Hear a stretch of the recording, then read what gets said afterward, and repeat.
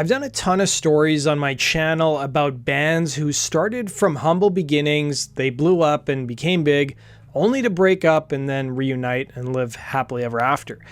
Well, the 90s band Live was not one of those groups. In fact, the late 2010s reunion of the band was so ugly and took so many strange turns that it seems unlikely that they'll ever have a happily ever after story. I've had quite a few people request this topic, so let's take a look at the ugly breakup of Live. Formed in York, Pennsylvania in 1984 by Ed Kowalczyk, who was the lead singer, Chad Taylor on guitar, Patrick Dahlheimer on bass, and Chad Gracey on drums. The band's origins trace back to high school when they performed under the name Public Affection. Kowalczyk remarked to an interviewer, "We were just a bunch of high school kids who loved playing music. We never imagined it would take us as far as it did." Public Affection released their debut album, The Death of a Dictionary, in 1989. While it didn't make a significant commercial impact, it did set the stage for their future success. And in 1991, the band changed their name to Live and released the album Mental Jewelry, which was produced by Talking Heads guitarist Jerry Harrison. The album's lead single, Operation Spirit, The Tyranny of Tradition, would receive significant airplay on MTV after it became a Buzzbin clip, helping the band gain a wider audience. A fun fact you guys may not know is that the night the video premiered on MTV, the band was on the road and just happened to be staying at the same hotel as another up-and-coming band that most people had never heard of at the time, Nirvana. That night, MTV played Operation Spirit and Smells Like Teen Spirit back-to-back. Live's big break, though, came in 1994 with the release of their third record, Throwing Copper, which landed in stores several weeks after Kurt Cobain's death. Live was a new breed of rock band that was referred to as post-grunge, and the record Throwing Copper would go on to become one of the biggest records of the decade, selling over 8 million copies, thanks in large part to hits like Lightning Crash's I Alone, as well as All Over. Live's success continued with their follow-up records, Secret Samadhi in 1997, and 1999's The Distance to Here, both of which solidified their status as being one of the leading rock bands of the 90s. They soon became part of the rock scene along with groups like Matchbox 20 and Third Eye Blind that frequently saw the media cover these bands as being faceless. People knew their songs, they sold millions of albums, but the public struggled to name any of the musicians in the actual groups. By the new millennium, every member of Live was now a millionaire. But then, of course, the sharks started circling. For guitarist Chad Taylor, it wasn't uncommon for family or friends to hit him up for money, and he foolishly complied, buying them cars and furnishing their homes. But cracks were also beginning to form in the band, according to Taylor. Frontman Ed Kowalczyk, who wrote a majority of the group's songs, wanted more of the band's publishing. And by the time Live released their 1999 record, The Distance to Here, Taylor claimed that Kowalczyk told the members that he would write all of the songs himself and the other members would be relegated to supporting roles. But Taylor's bandmates, including drummer Chad Gracey, didn't think the demand was too much to ask, telling Rolling Stone, "Ed has written every lyric and every melody for Live ever," and Chad would try to take credit. Chad might come up with a guitar idea that would become a song, but he didn't write the song. Gracey added that Taylor was also in a dangerous relationship with alcohol that was only made worse by his mental health issues, recalling one time Taylor nearly jumped off a balcony while the band was on the road. As the year 2000 rolled around, little did Live know that their fortunes were drastically about to change. Suddenly, the type of music that they were playing seemed pretty uncool as MTV started to latch onto new metal acts like Limp Bizkit and Korn, as well as teen pop and boy bands. With your back to the garden, spit you out on the riverbed, and with who? Hands up, now hands down. Tell me what you gonna do now.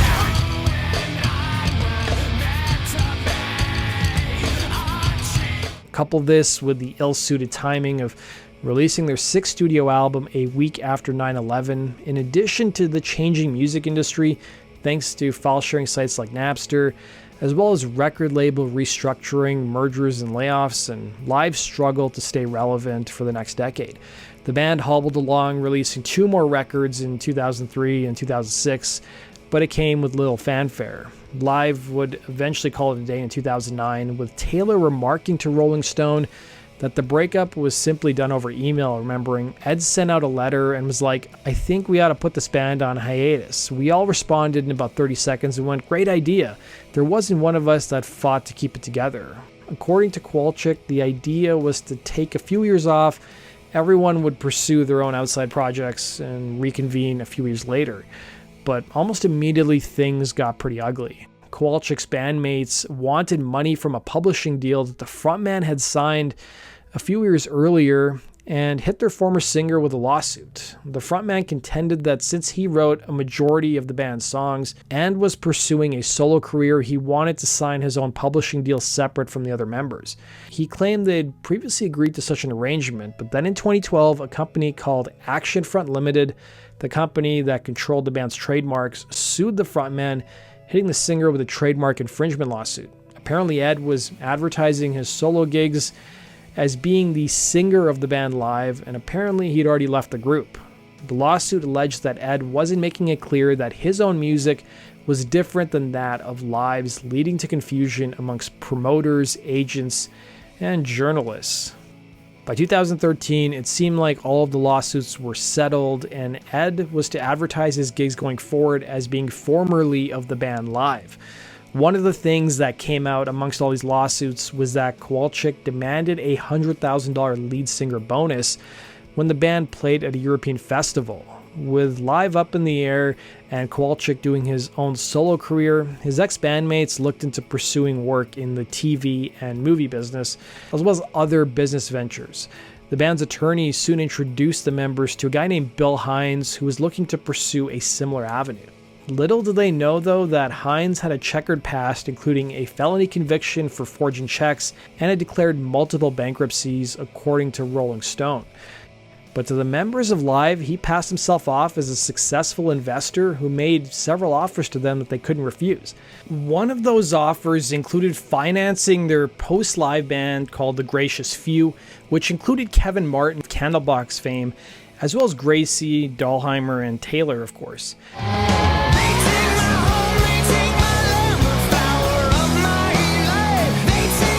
Hines promised to finance the recording sessions and house the musicians during this time while they worked in the studio with their old producer Jerry Harrison.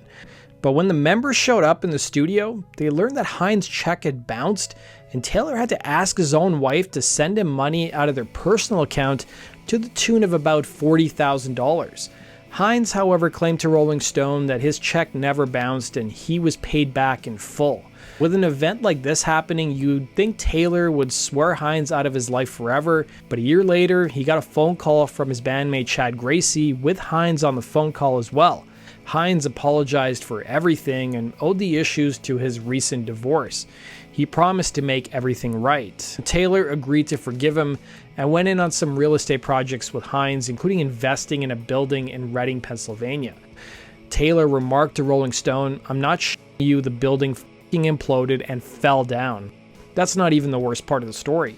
Then Hines convinced the members of Live, minus Ed, to invest money along with getting outside capital into a company called United Fiber and Data. The idea was to install over 300 miles of fiber optic lines from New York to Ashburn, Virginia.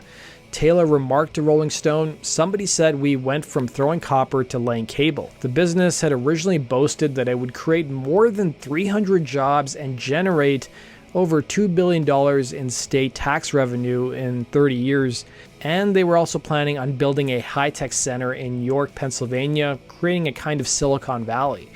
The company, of course, was a disaster. The members of Live weren't aware of just how much money it took to get these infrastructure projects underway, let alone the amount of red tape they also had to overcome. Hines was the CEO of the company, while the three other members of Live, Taylor, Gracey, and Dahlheimer, had senior roles. But Hines stepped down as CEO in 2019 after an employee accused him of assaulting and stalking her. It also came out that Hines allegedly defrauded the company to the tune of millions of dollars to support a lavish lifestyle.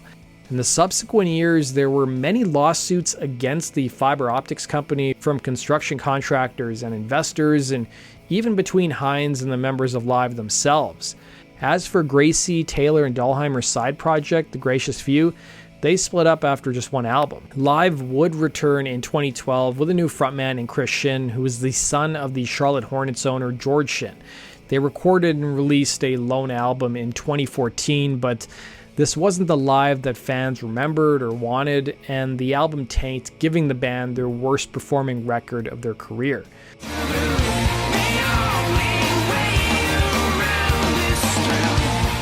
Shin, for his part, also invested $250,000 in United Fiber and data.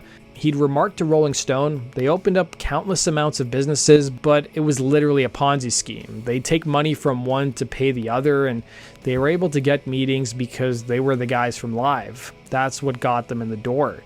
But Shin's time in the band was pretty short-lived. He claimed he was gaslit by his ex-bandmates regarding scheduling issues he informed them ahead of time about, and voiced concerns of an impending reunion with their old singer, which they repeatedly denied at the time. He also claimed that he wanted to pursue other musical projects that were repeatedly shut down by his bandmates.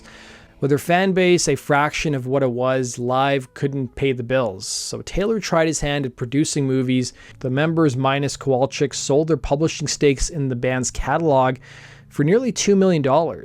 Taylor contends that he'd probably have gotten more if he waited to sell it today, telling Rolling Stone, "But I went to the boys and said, we're going to all go broke. We aren't making enough money to live."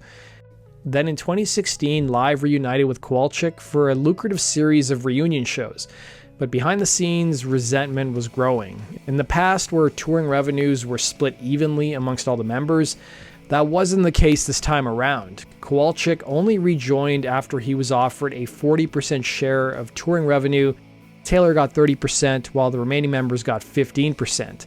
Added on top of the mix was that Gracey claimed that his ex-wife slept with Taylor. Then in 2017, Gracey had an accident in the kitchen that tore 90% of his tricep tendon.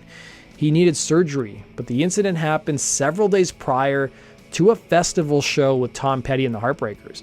The band was in a pinch. Not wanting to cancel the show, they brought in drummer Robin Diaz on the advice of Kevin Martin from Candlebox. Luckily for them, Diaz grew up on Live's music, so he hit the stage without even rehearsing with the group. Gracey also played the show, but he did so with one arm, helping conduct Robin. The band made it through the gig, but they had a whole tour booked. Taylor told Rolling Stone, "Management starts hitting us with the realities of canceling. They were like, you guys could be out millions. I'm not talking about gross revenue. We're talking about unfunded deposits. You'd have to cancel ticket sales. This is a global tour. It's not very easy to unwind." Diaz continued to tour until Gracey was well enough to resume his full duties. This is where what happened diverges based on who you talk to in the band. Taylor claimed that Gracey healed sometime in the summer of 2017 and that his playing suffered as a result of the injury. He was playing too loud. Gracey, meanwhile, claimed that he told Taylor he was ready to take on full drumming duties, but the guitarist wanted to have two drummers on stage at each show. So for all of 2018, they had two drummers, with Diaz finally leaving the group in 2019. Then Live cut an EP, which created further tensions in the band. Gracey claimed he wasn't even told about the recording, while Taylor claimed that the drummer didn't know what to play on the songs. The band reached out to Diaz once again to do the drums on the EP. Live continued to tour until 2020 with their original lineup. At the beginning of the pandemic, Kowalczyk hinted that the band would be cutting a new album with their reunited lineup. But over the next year, things started to unwind behind the scenes. Then in 2021, Kowalczyk started posting cryptic messages on social media hinting that the reunion was a mess. It wasn't until the following year in 2022 that he was more forthright, admitting the three other original members are not speaking to each other and I'm stuck in the middle, he wrote, and if I try to go solo, there's a good chance they will sue me again, so I have to do what's best for me and my family and try to stay out of litigation by not performing in public at all. As for Taylor's bandmates, Gracey has referred to the guitarist as a drunk narcissist who blames his business partner for everything that happened, adding he would never play with Taylor again. It seemed like Taylor and Dahlheimer are the only members of the band who are on speaking terms with each other. The rest of the members deal with one another through attorneys. Taylor claimed that his former business partner Hines was a con artist who defrauded himself and the band to the tune of millions of dollars. Taylor admitted to Rolling Stone he was nearly broke. He also claimed that Hines conspired to turn the members of the band against one another, adding to the publication, "I was a sucker. I have people that depend on me, and I trusted a person that hurt us. I failed the families of my bandmates. I have yet to forgive myself." Taylor claims, though, that he would jump at the chance for a reunion with his old bandmates, but that seems unlikely. Gracey, meanwhile, continues to work with Bill Hines despite warnings that he could be placing himself in financial danger. Taylor today runs a guitar shop called Tone Tailors in Pennsylvania, but he admitted to Rolling Stone he was facing a series of mounting legal bills, having 3 lawsuits he was dealing with at the time in 2023, all of which he claimed were orchestrated by Hines to inflict maximum financial damage on him. As of 2021, Ed Kowalczyk owns about 55% of the band Live, firing the other members one by one. Live is out there playing shows with Ed fronting the group with a bunch of replacement musicians. According to that same 2023 Rolling Stone piece, a deal was worked out whereby the former members got a cut of Live's touring profits. That concludes today's video, guys. Let me know your thoughts on the whole drama involving the band in the comment section below, and we'll see you again in Rock and Roll True Stories. Take care.